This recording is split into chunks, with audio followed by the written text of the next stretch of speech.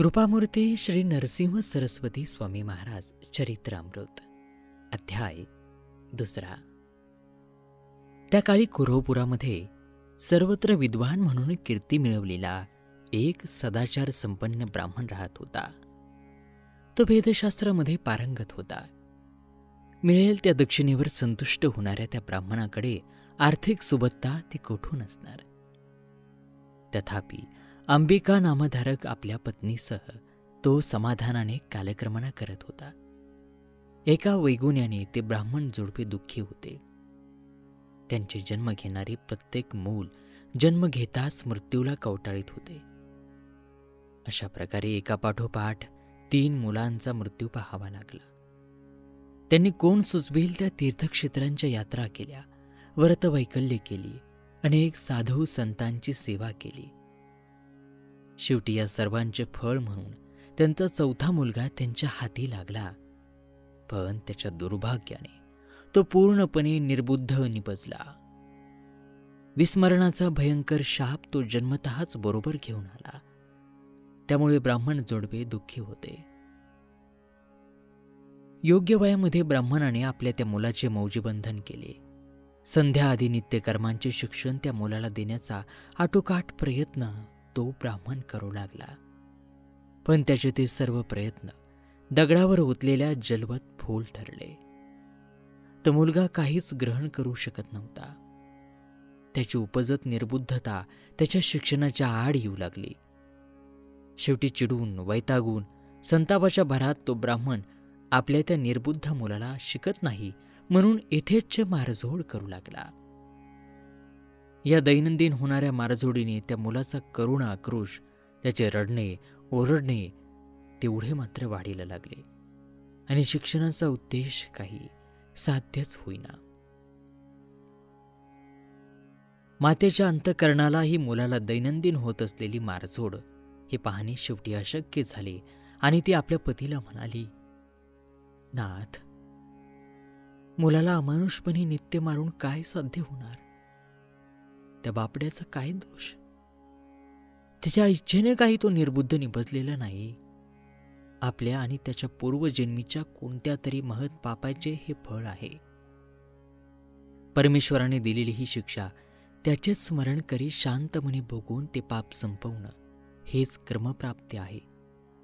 तेव्हा कृपा करून यापुढे त्याला मारू नका. माझ्याने हे दृश्य पाहवत नाही, त्याचा आक्रोश ऐकवत नाही. मी तुमचे पाय धरते, माझ्यावर दया करा. तुम्ही जर हा मार थांबवला नाही तर मी माझी जीभ हासडून तुमच्या पायाशी प्राण सोडीन. नाथ, नका हो त्या दुर्दैवी लेकराला मारू. पत्नीचे ते कारुण्याने उथमलेले शब्द ऐकून त्या ब्राह्मणाचा मुलावरील रोष थोडासा कमी झाला. पण तो संतपून म्हणाला, ठीक आहे, तू आणि तुझा तो मुलगा काय वाटेल ते करा. मी काय त्याचा शत्रू आहे म्हणून मारतो का? पण आता तुझीच जर हरकत असेल तर नाही मारणार, नाही शिकवणार. पण यापुढे तू निर्बुद्ध ओंडका माझ्या नजरेला पडू देऊ नकोस. तूच कसा काय तू त्याचा सांभाळ कर. इतकं सांगून त्या ब्राह्मणाने त्याला शिकविण्याचा नादच सोडून दिला. यानंतर काही वर्षांनी तो ब्राह्मण आजारी झाला आणि त्यातच त्याचा अंत झाला. त्याच्या पत्नीवरती अंबिकेवर आकाशच कोसळले. मुळातच आर्थिक दुरावस्था, त्यातच एकमेव आधार जे पती, त्याचे निधन आणि वर निर्बुद्ध मुलाच्या पोषणाची जबाबदारी. अशा भयावह परिस्थितीत तिला एकाकी सामोरे जाणे भाग पडले. जवळच्या किंवा दूरच्या कोणाही नातेवाईकाचा आधार नसल्यामुळे ती त्या गावातच मोलमजुरी करून स्वयंपाक पाणी करून आपले आणि मुलाचे कसेबसे अर्धे अधिक पोट भरू लागली. मुलाचे लग्नाचे वय झालेले, उच्च कुलाचा वारसा अथवा मृत बापाची विद्वत्ता इथे लक्षात घेता येईना. विधवा आईविना कोणाचा आधार नसलेल्या, प्रसंगी भिक्षापात्र हाती धरणाऱ्या आणि त्यातही निर्बुद्ध असलेल्या त्या मुलाला कोण जावई करून घेणार. ग्रामस्थ आणि त्यातही शेजारपाजारचे ब्राह्मण तर त्याचा पदोपदी अपमान तिरस्कार करू लागले. तुझा बाप विद्वान आणि मग त्याच्या पोटी तू असा हा अक्षरशत्रू कसा काय जन्मलास. वृद्ध मातेला कष्ट होतोस, घरोघरीचे पाणी भरून शेणाखताच्या पाट्या वाहून लोकांची गुरंढोरं राखून काही मजुरी मिळव, काहीतरी कष्ट कर, नाही तर विहिरी नदीचा आश्रय ये. त्या म्हातारीच्या मागचे कष्ट संपव. अरे तू ब्राह्मणत्वावरील कलंक आहेस. तुला अशा प्रकारे जीवन जगताना लाज शरम काही वाटत नाही का रे? अशा प्रकारे लोक त्याला रोज रोज खालून पालून टोचत बोलत राहिले.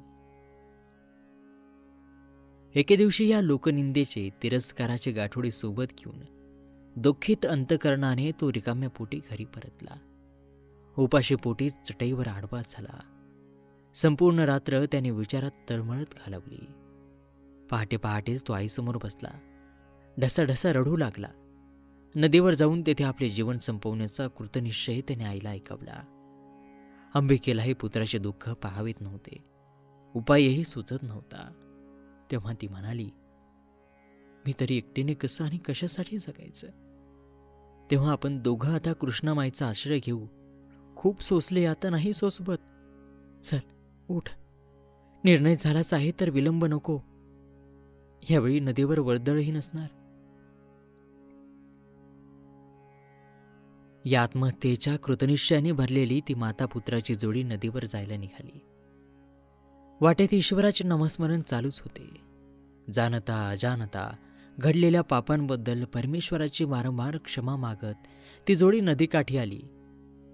परमेश्वराची अखेरची विनवणी करून नदीच्या पात्रात उडी टाकण्याच्या तयारीत असलेल्या त्या दोघांनी नदीचा तो काठ शेवटचा पाहून घेण्यासाठी चौकडे दृष्टी फिरवली.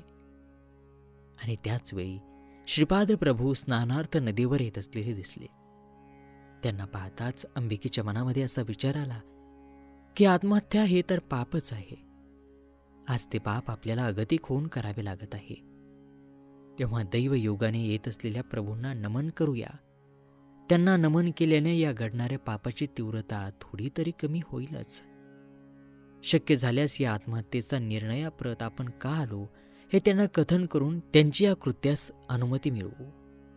त्यांचा आशीर्वाद तर निश्चितच मिळेल आणि त्यायोगे पुढील जन्मी तरी जीवनाची अशी परवड होणार नाही. हा तिचा विचार तिने आपल्या मुलाला सांगितला आणि दयानिधी श्रीपाद श्रीवल्लभांसमोर जायला ती निघाली. श्रीपाद प्रभूंजवळ पोहोचताच त्या दोघांनी अत्यंत भक्तिभावाने त्यांच्या चरणी वंदन केले आणि आपल्या आत्महत्येचा विचार त्यांना सांगून त्यांची अनुमती मागितली. श्रीपाद प्रभू म्हणाले, मानव देह हा अतिशय दुर्लभ असताना तो असा आत्महत्येद्वारा संपविण्याचा निर्णय घेण्यास भाग पाडणारे असे कोणतेच संकट तुम्हावर कोसळले आहे ते प्रथम मला सविस्तर सांगा. यावर अंबिका त्यास आपली आणि आपल्या पुत्राची सर्व कर्मकहाणी कथन करती झाली आणि हात जोडून पुढे म्हणाली, हे दयाघना, आमचा सर्वच बाजूंनी कोंडमारा झाला आहे. आत्महत्या हे पाप आहे हे माहीत असूनही अत्यंत नाईलाजाने आम्ही हा निर्णय घेऊन इथे आलो आहोत. आमचे परम भाग्य म्हणून या अंतिम क्षणी तुमच्या दर्शनाचा लाभ झाला. तेव्हा कृपावंता, पुढील जन्मी तरी माझ्या जीवनाची अशी परवड न होता मला तुमच्याच सारखा पूज्य, सर्व वंद्य आणि ब्रह्मज्ञानी पुत्र होईल असा आशीर्वाद द्या. अशी विनवणी करून अंबिकेने श्रीपाद प्रभूंच्या चरणावर आपले मस्तक ठेवले. करुणानिधी श्रीपाद प्रभू त्या ब्राह्मणीला म्हणाले, प्रथम माझी आज्ञा मानून हा आत्महत्येचा विचार तुम्ही दोघांनीही सोडून द्या.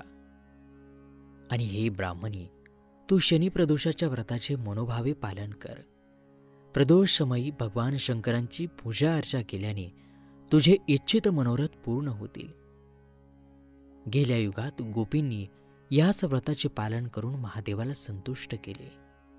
त्याचे फळ म्हणून गोपगृहामध्ये प्रत्यक्ष भगवान श्रीकृष्ण प्रकट झाले.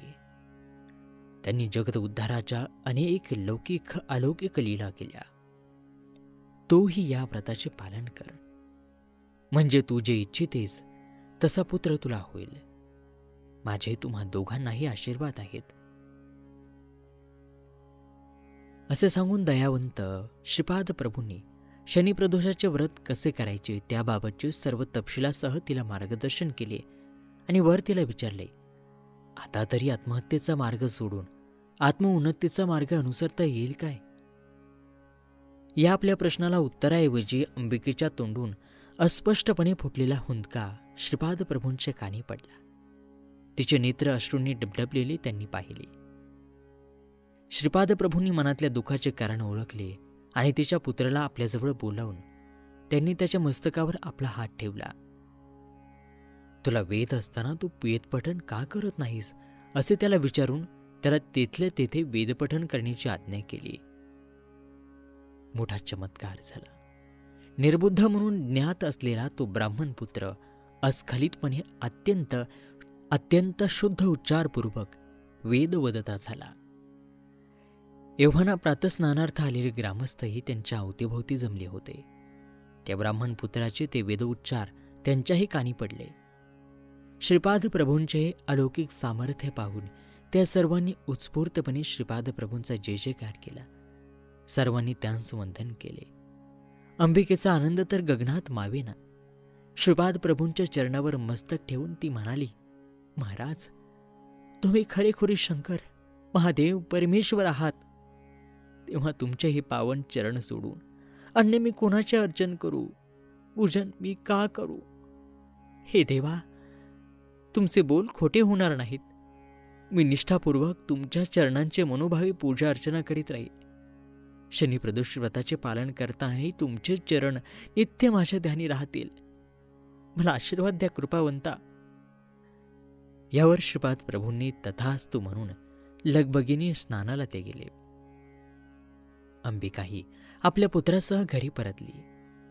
यथावकाश त्या पुत्राचा विवाह झाला.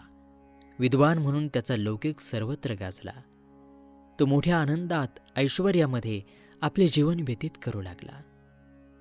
अंबिकाही शनिप्रदोष व्रताचे पालनाबरोबरच अखंड ईश्वर स्मरणामध्ये, सेवेमध्ये आपले उर्वरित आयुष्य व्यग्र ठेवू लागली.